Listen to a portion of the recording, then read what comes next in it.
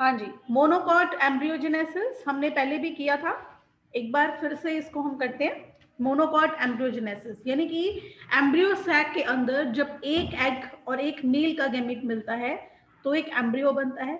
तो वो एम्ब्रियो जो है वो मोनोकॉट सीड कैसे बनाता है? मोनोकॉट का मीनिंग क्या है? मोनो मीन्स वन और कॉट का मीनिंग क्या है? Cot means a cotyledon.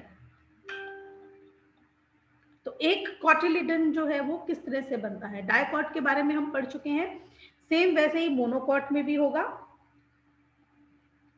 हमारे पास एम्ब्रियो सैक के अंदर क्या बना है? एक zygote. Zygote again unfavourable conditions में इस जायगॉट का क्या होगा?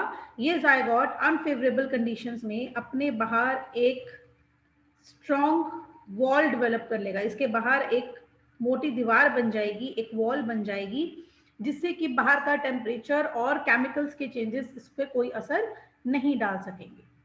जब आएंगी फेवरेबल कंडीशंस, यानी कि कोई भी केमिकल टेम्परेचर वाली ऐसी कोई प्रॉब्लम नहीं है, अब ये नॉर्मल कंडीशंस में है, तो ऐसी कंडीशंस में क्या होगा? ये जायगॉट अब करेगा divide by mitosis. Mitosis division में क्या होता है? एक सेल जो है वो डिवाइड करके दो सेल में बदल जाता है। तो यहां भी ये दो सेल्स में बदलेगा। एक सेल ये रहा और दूसरे सेल को मैं आपको ग्रीन कलर से दिखा रही हूँ। इसका भी माइक है, प्लीज आपको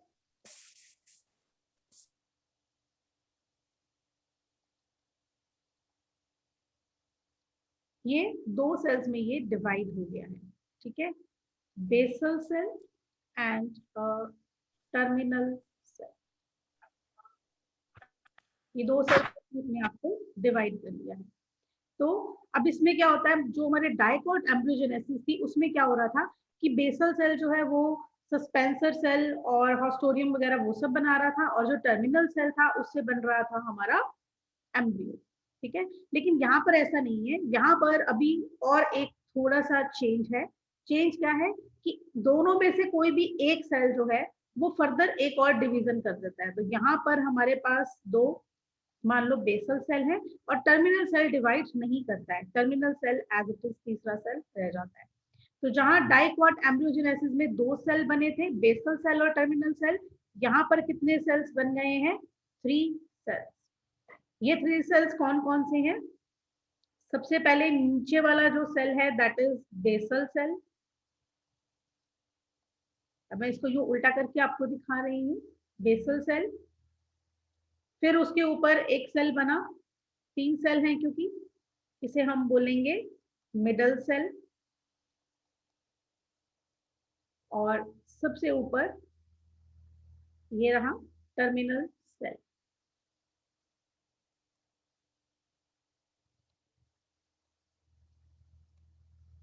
तो ये 3 सेल्स में जो मोनोकॉट, जो जायगॉट है, जो मोनोकॉट एम्ब्रियो का पहले का स्ट्रक्चर है जायगॉट है, इसने अपने आप को डायकॉट की तरह दो में नहीं 3 सेल्स में डिवाइड कर दिया। ऐसा कैसे हुआ कि बेसल और टर्मिनल सेल में से किसी एक ने ही डिवीजन करके दो सेल्स में अपने आप को बदल लिया, लेकिन दूसरे ने डिवीजन नहीं करी है, ठीक है? तो अब होगा क्या?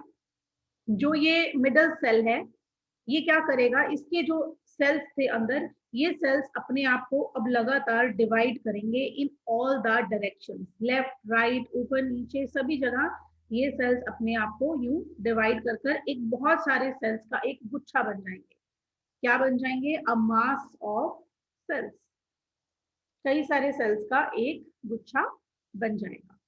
वही टर्मिनल सेल को अगर हम देखें तो टर्मिनल सेल जो है वो भी खुद को डिवाइड करेगा, लेकिन एक ही डायरेक्शन में। तो ये एक ही डायरेक्शन में आपको बहुत सारे सेल्स यहाँ पर दिखेंगे। बेसल सेल का क्या होता है? बेसल सेल कुछ भी नहीं करता है। बेसल सेल का बेसिक फंक्शन क्या है? To absorb nutrition. जितना भी फूड है जो ओव्यूल तक पहुंच रहा है, एम्ब्रियो सैक तक पहुंच रहा है, वो सारा फूड बेसल सेल जो है अपने अंदर एब्जॉर्ब करके रख लेता है। मिडल सेल क्या है? मिडल सेल ने सबसे इंपॉर्टेंट काम करना है, इसी से ही आगे चलकर बनने वाला है प्लांट का एम्ब्रियो। और टर्मिनल सेल का काम है बनाना कॉटिलिडन। जो एक कॉटिलिडन बनना है वो टर्मिनल सेल बनाएगा। ठीक है, अब ये कैसे बनाएगा कि हमारे पास ये 3 सेल्स हैं। बेसल सेल तो एज इट इज ही रहेगा, इसमें कोई चेंज नहीं आएगा। Basal cell as it is पड़ा है। ठीक है, उसके ऊपर है हमारे पास मिडल सेल,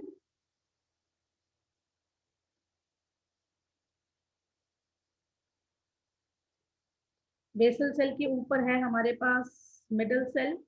जो मिडल सेल है, इसके जो सेल्स का जो गुच्छा बना था सारा, वो सारा चीज जो है वो अपने आप को एनलार्ज करके इस तरह से अरेंज कर लेता है अबव द बेसल सेल।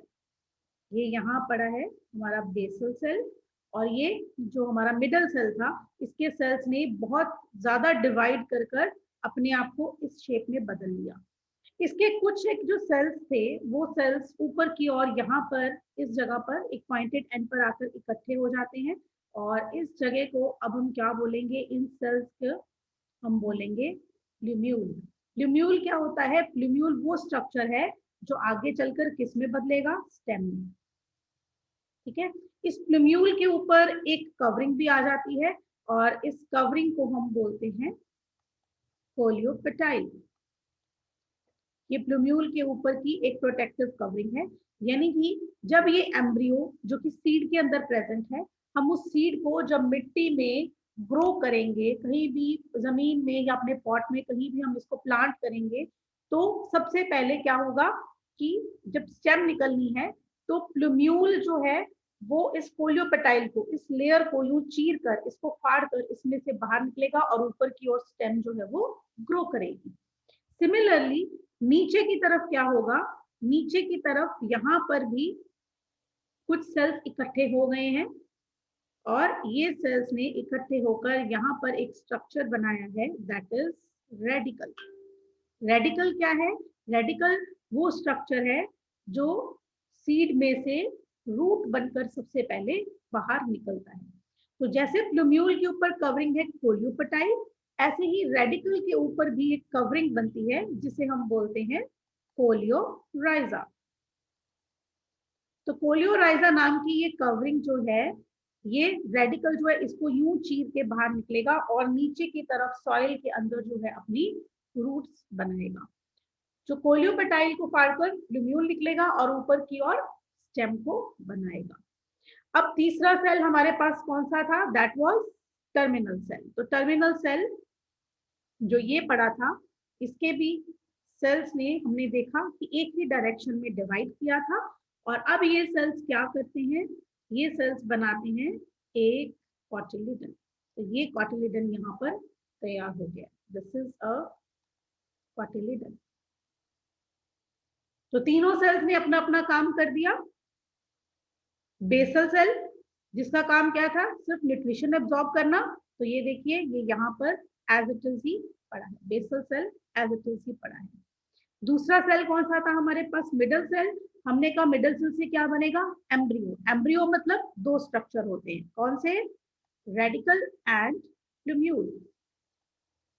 तो मिडल सेल ने क्या बना दिया? रेडिकल, और रेडिकल के ऊपर की कवरिंग दैट इज कोलियोराइजा, और प्लूम्यूल, प्लूम्यूल के ऊपर की कवरिंग कोलियोपेटाइल। रेडिकल जिससे कि आगे चलकर रूट बनेगी, और प्लूम्यूल जिससे कि आगे चलकर स्टेम बनेगी। ठीक है, तीसरा सेल हमारे पास कौन सा था? यहाँ पर तीसरा सेल था हमारे पास टर्मिनल सेल, जिसके सेल्स ने सिर्फ एक ही डायरेक्शन में डिवाइड किया था, और हमने क्या देखा था? इससे क्या बनेगा? एक कॉटिलिडन। तो ये रहा हमारा एक कॉटिलिडन।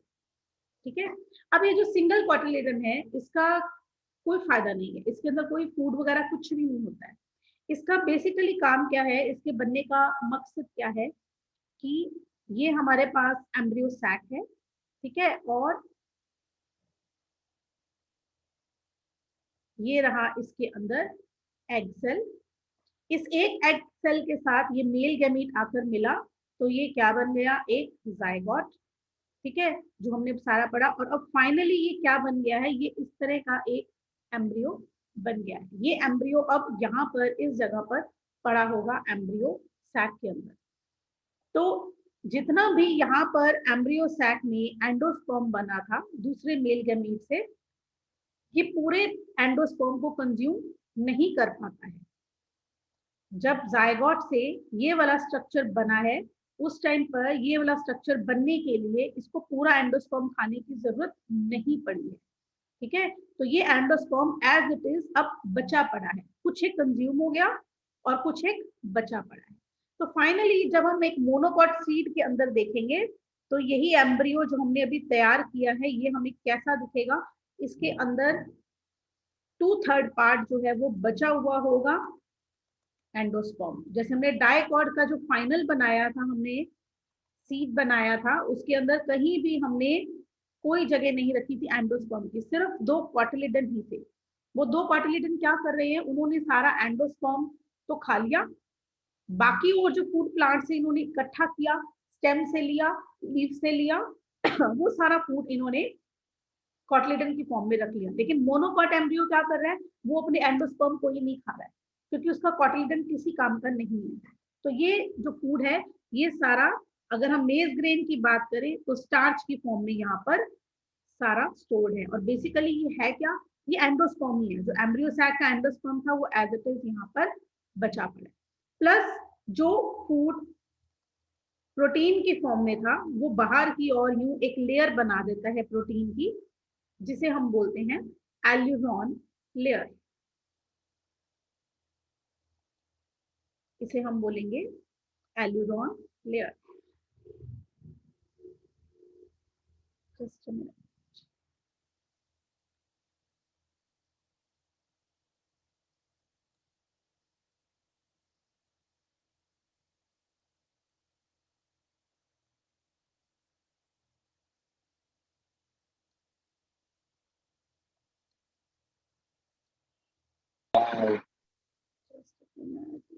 टीवी बंद है। किसका चल रहा है, बंद करो भाई।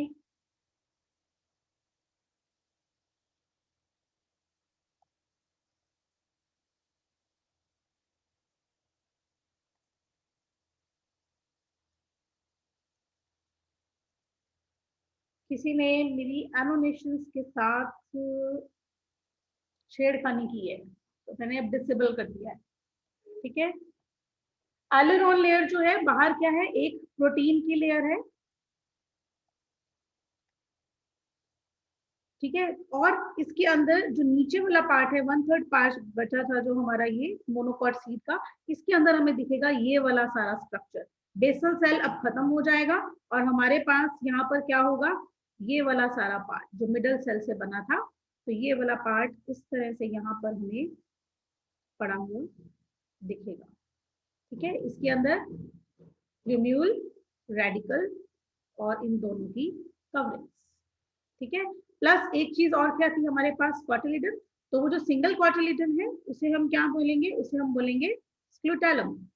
और ये सिंगल क्वार्टिलिडन इस तरह से यहाँ पर कुछ हमें पड़ा हुआ मिलेगा। तो इसके सारे पार्ट्स हम लेबल करते हैं। So this is a single cotyledon, that is scutellum. This is plumule, और प्लूम्यूल के ऊपर की covering that is coleoptile. This is radicle, और रेडिकल की covering that is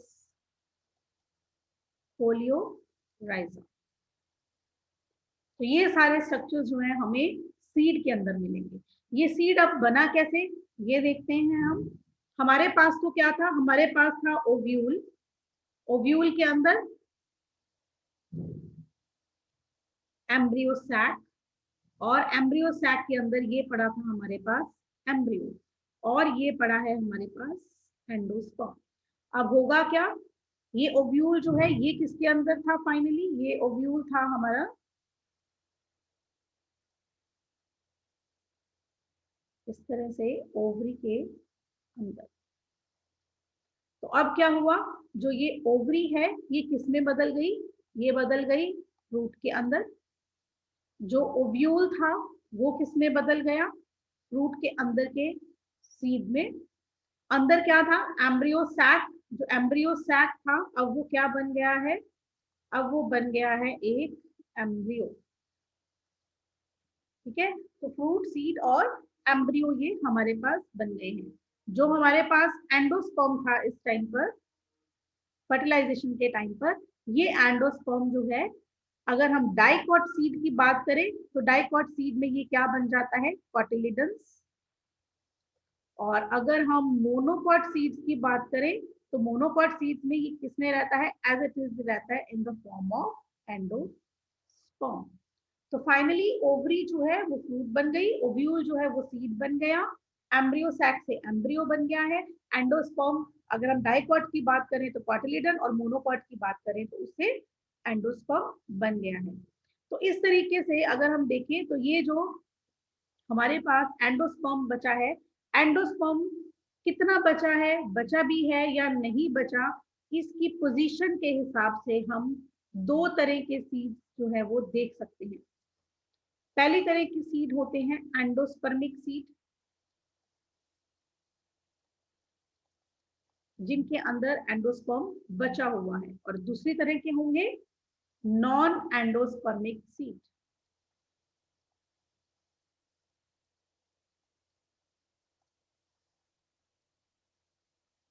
endospermic seed मतलब जिनके अंदर एंडोस्पर्म अभी भी बचा हुआ है, और नॉन एंडोस्पर्मिक जिनमें एंडोस्पर्म नहीं बचा है। तो जो एंडोस्पर्मिक सीड है ये कौन से होंगे, जैसे हमने एक बनाया था अभी मेज, मेज यानी कि मक्की, छल्ली, स्वीट कॉर्न जो आप खाते हैं। दूसरा हो गया राइस, चावल के दाने को अगर आप देखो तो वो भी एक सिंगल हमें स्ट्रक्चर की फॉर्म में दिखता है, तो वो भी क्या है, एक जो है मोनोकॉट है, उसके अंदर भी जो है एंडोस्पर्म बचा हुआ होगा। वही राइस के अंदर स्टार्च ही होता है जो हम खाते हैं, मेज के अंदर भी स्टार्च होता है, मेन फूड एंडोस्पर्म की फॉर्म में, इसीलिए हम उसको एज अ फूड कंज्यूम करते हैं। या व्हीट, गेहूं, इसके अंदर प्रोटीन और कार्बोहाइड्रेट्स यानी कि स्टार्च दोनों चीजें होती हैं। तो अगर आप राइस के भी दाने को देखिए तो it is a single cotyledon, मेज ग्रेन जो है ये भी एक ही कॉटिलिडन वाला स्ट्रक्चर है। नॉन एंडोस्पर्मिक सीड की बात करें तो जितने भी ग्राम्स हैं, दालें हैं, वो सब क्या है, नॉन एंडोस्पर्मिक सीड्स हैं। इन सब के अंदर एंडोस्पर्म नहीं बचता, और ज्यादातर इनके अंदर क्या होते हैं, दो कॉटिलिडन्स प्रेजेंट होते हैं। तो सीड्स को इस हिसाब से हम दो पार्ट्स में और डिवाइड कर सकते हैं। One is dicot seed and one is monocot seed. Monocot seed या एंडोस्पर्मिक सीड एक जैसी एग्जांपल है इनकी, मेज, राइस और व्हीट। और डाइकॉट सीड्स की एग्जांपल है ग्राम्स, जितनी भी दालें हैं वो सब इसके अंदर आ जाती हैं, जैसे कि चना, राजमा, ये सब चीजें क्या है, दो कॉटिलिडन वाली, और इनके अंदर एंडोस्पर्म नहीं होता है। अब इसके बाद क्या होता है, अब ये तो हमने पढ़ लिया कि सीड जो है वो ओव्यूल जो है वो सीड में बदल गया, ओवरी जो है वो फ्रूट में बदल गई। इसके बाद क्या होगा, सीड फॉर्मेशन, सीड बन गया। पहली बात तो ये कि सीड बनने का फायदा ही क्या हुआ, हमने पिछले साल जो है प्लांट किंगडम में पढ़ा था कि किस तरह से अर्थ पर जो आज हम प्लांट्स देखते हैं वो कैसे आए, एंजियोस्पर्म्स कैसे आए, कैसे आए। सबसे पहले पानी में रहने वाले एल्गी आए, फिर आधा पानी और आधा लैंड पर रहने वाले आए ब्रायोफाइट्स। किसी में भी सीड नहीं बनता था, ना एल्गी में सीड बनता था, ना ब्रायोफाइट्स में सीड बनता था। उसके बाद आए pteridophytes, tracheophytes, then gymnosperms. Gymnosperm में भी सीड था लेकिन अभी उतनी कोटिंग नहीं थी। और फाइनली आए आज के प्लांट्स, दैट इज एंजियोस्पर्म्स, जो आज हम देखते हैं सारे घर में। जो हम ये पाम लगाते हैं ना, इस तरह का डेकोरेशन के लिए, इस तरह का जो पाम वाला प्लांट होता है, दैट इज अ जिम्नोस्पर्म। और मैंगो, गुआवा, ये जो भी आप प्लांट्स देखते हो, जो भी आप चीजें खाते हो, वो सब चीजें कौन से प्लांट्स हैं, वो सब हैं एंजियोस्पर्म्स। तो एंजियोस्पर्म्स ने सबसे पहले जो है सीड फॉर्मेशन शुरू की। क्या फायदा हुआ इसको सीड बनाने का, ऐसा क्या स्पेशल चीज होगी कि सीड के कारण ये प्लांट्स जो है एक तो इतनी हाइट ले जाते हैं, दूसरी बात इतनी अच्छी इनमें से फ्रूट्स हमें मिलते हैं, और तीसरी बात आज के सबसे डोमिनेंट, सबसे ज्यादा अर्थ पर पाए जाने वाले प्लांट्स एंजियोस्पर्म में है। ऐसा क्यों हुआ, क्योंकि इन्होंने सीड बनाई। सीड बनाने से क्या फायदा हो रहा है कि फर्स्ट बेनिफिट क्या है सीड फॉर्मेशन का, कि एक तो सीड जो है वो एक काफी सेफ जो है एनवायरनमेंट दे रहे हैं टू द एम्ब्रियो। सीड के बाहर जो कवरिंग्स होती हैं, अगर आप चना और राजमा को देखो तो बाहर से वो कितने हार्ड होते हैं, अगर हम उनको पानी में भिगोते हैं, बॉईल करते हैं, तब जाकर वो सॉफ्ट होते हैं ताकि हम उनको खा सकें। तो इतनी हार्ड उनकी जो कवरिंग्स हैं उन्हें हम बोलते हैं, दो coverings, that is टेस्टा and tegmen. ये दो इनकी कवरिंग्स होती हैं, हार्ड सीड कोट कहते हैं बेसिकली इनको हम। ये सीड कोट कैसे बने हैं? ओव्यूल की इंटेगुमेंट से। जो ओव्यूल में हमने ये दो इंटेगुमेंट्स बनाई थी ना, आउटर इंटेगुमेंट, इनर इंटेगुमेंट, तो ये जो इंटेगुमेंट्स थी, ये इंटेगुमेंट्स ही किसमें बदल गई? Into the seed coat. एक भी हो सकता है किसी के अंदर, दो भी हो सकते हैं। अब इसके कारण क्या है, एम्ब्रियो को बहुत अच्छी प्रोटेक्शन मिल गई। प्रोटेक्शन कैसे? अब सीड जो है, आपने जैसे कोई भी फ्रूट खाया तो आप सीड कभी संभालते हैं? आप उसको फेंक देते हैं। अब वो फेंकता हुआ आप किसी खाली प्लॉट में फेंक देते हो, या अपने घर के किसी पॉट के अंदर, गमले के अंदर लगा देते हो, किसी भी तरह से वो मिट्टी के अंदर अगर पहुंच जाता है तो वो कई बार ग्रो कर जाता है अपने आप कुछ सोच के नहीं करते उसके लिए। तो जितनी देर तक आपने उसको फेंका हुआ है, जितनी देर के लिए, उतने टाइम में जो वो एम्ब्रियो है उसको कोई एनिमल खा सकता है, उसको कोई मैकेनिकल यानी कि कुछ भी जोर लगाने से वो टूट सकता है, और वो टूट गया तो मतलब क्या टूट गया? एम्ब्रियो टूट गया, यानी कि वो प्लांट की जनरेशन अब आगे चलेगी ही नहीं। तो इसको प्रोटेक्ट करने के लिए बाहर क्या है? सीड कोट है। इन सीड कोट को ही सॉफ्ट करके हम जो पकाते हैं, वो सीड कोट्स को ही गलाते हैं, सॉफ्ट करते हैं, ताकि हम आसानी से उस सीड को खा सके। ठीक है, तो सबसे पहली प्रोटेक्शन मिलेगी एम्ब्रियो को सीड के बनने की वजह से। दूसरा क्या होता है, हर एक सीड का होता है एक सीड डोरमेंसी पीरियड। डोरमेंसी क्या होता है? जो इस टाइम पे आप सभी बैठे हो, अगर मैं सबकी वीडियो ऑन करा दूं तो all of you are now dormant. Dormant means सुस्त, अपने अपने बेड में सभी बैठे होंगे, सुस्त बैठे होंगे, राइट? ऐसा ही है? Yes ma'am. Yes ma'am. ठीक है, गुड। तो आप भी इस टाइम पे सीड की तरह डोरमेंसी में है। डोरमेंसी का मतलब अब ये सीड कुछ भी नहीं करेगा। अगर आज आप अमरूद खाते हैं, गुआवा खाते हैं या एप्पल खाते हैं, और एप्पल की सीड को आप सोचो आपके घर में लॉन है, मिट्टी में मैं दबा दूं और कल से इसका वो शुरू हो जाएगा, रेडिकल से रूट निकल आएगी, कुछ दिनों में प्लूम्यूल से स्टेम निकल आएगी, तो ऐसा नहीं होगा। क्यों? क्योंकि हर एक सीड का क्या होता है? डोरमेंसी पीरियड होता है। इस डोरमेंसी पीरियड तक सीड जो है वो डोरमेंट यानी कि इनएक्टिव सा रहता है, सुस्त रहता है। अपनी सारी एक्टिविटीज को, अपने मेटाबॉलिज्म को सीड जो है वो स्लो डाउन कर लेता है। अंदर सीड के क्या पड़ा है? सीड के अंदर पड़ा है एम्ब्रियो। एम्ब्रियो जो है अपने सारा मेटाबॉलिज्म स्लो कर लेता है, लेकिन इसको जो भी फूड चाहिए वो किसके थ्रू मिल रहा है? या तो बचे हुए एंडोस्पर्म, अगर एंडोस्पर्मिक सीड है तो एंडोस्पर्म से मिल रहा है, और अगर नॉन एंडोस्पर्मिक सीड है तो ये सारा फूड इसको कहाँ से मिल रहा है? कोटिलिडन से मिल रहा है। तो एम्ब्रियो चुपचाप अपना फूड लेता रहता है और सीड एज इट इज पड़ा रहता है। जब ये डोरमेंसी पीरियड ब्रेक होता है, तब वो सीड जो है वो आगे जाकर क्या करेगा? रेडिकल में से सबसे पहले रूट निकलेगी, कुछ दिनों बाद फिर प्लूम्यूल में से स्टेम निकलेगी, और हम कहेंगे कि प्लांट जो है वो जर्माइनेट हो गया, जर्माइनेशन होगी, फूट कर जो प्लांट जो है वो नया बन गया है। ठीक है, तो इस तरह से सीड बनता है और आगे चलता है। अब इस सीड में क्या है? दो प्लांट्स के अलग अलग डीएनए है। एक डीएनए है एग का, और एक डीएनए है किसका? मेल गैमीट का। दोनों का डीएनए इसके अंदर है। अब दोनों, इसका डीएनए इसका डीएनए मिक्स हो गया तो क्या आ गई यहाँ पर? वेरिएशन। आपको पता है अभी रिसेंटली एक हजारों साल पुराना सीड जो है वो हमें मिला है। एक किंग है हेरोड, उनका एक पैलेस है, उसके पास में हमें एक सीड मिला है, और वो सीड क्या है? इट इज डॉर्मेंट स्टेज में हमें मिला। और जब हमने इसको कार्बन डेटिंग से पता लगाया तो वो कई हजार साल पुराना सीड था। अब हम चाहें तो उस सीड को ग्रो कर सकते हैं।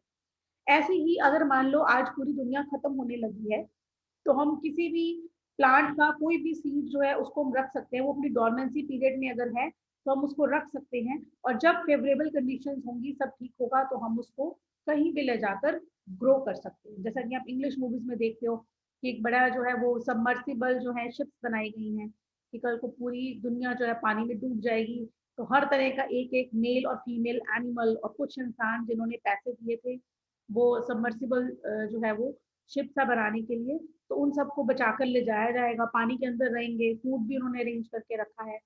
तो इस तरह की मूवीज में बताया गया है। तो उसमें उन्होंने दिखाया है कि कुछ ऐसे सीड्स जो कि डॉर्मेंट हैं, जो नहीं भी मिलते, उनको भी पकड़कर अपने साथ उन्होंने रख लिया कुछ टाइम के लिए, और उसको फिर वो ग्रो कर लेंगे जब वापस सारी कंडीशंस नॉर्मल हो जाएंगी। तो ऐसा नहीं होता कि आज हमने कोई फ्रूट खाया, उसका सीड निकला और हम उसको ग्रो कर दें और हम कहें कि हाँ जी हाँ फटाफट ये इसमें से प्लांट निकल आएगा। ऐसा नहीं होता। सीड कुछ टाइम के लिए अपने डॉर्मेंसी पीरियड में पड़ा रहता है, और जब ये डॉर्मेंसी पीरियड इसका खत्म होगा, उसके बाद ही ये सीड जो है फिर ग्रो करेगा। ठीक है, क्लियर है? बहुत है इतना आज के लिए। आज आप सभी मुझे डायग्राम्स बनाकर दिखाएंगे मोनोकॉट एम्ब्रियो वाली। ठीक है, डायग्राम बनाकर उसका पीडीएफ बनाकर आप मुझे सेंड करेंगे। ठीक है, उसके बाद फिर मैं अपना शेड्यूल सेट कर रही हूँ। मैंने आपको बोला मेरे को 3-4 सभी अपना जो है सूटेबल जो है अपना बता देंगे, अपने अपने फ्रेंड सर्कल जो भी है या आने जाने का जैसा भी होता है उस हिसाब से मुझे अपना इन्फॉर्म कर दीजिए। ठीक है, ओके, थैंक यू। इसकी मैंने रिकॉर्डिंग कर ली, I will send it to you. Okay ma'am, thank you ma'am. Okay, ma'am. Okay, ma'am. Thank you, ma'am.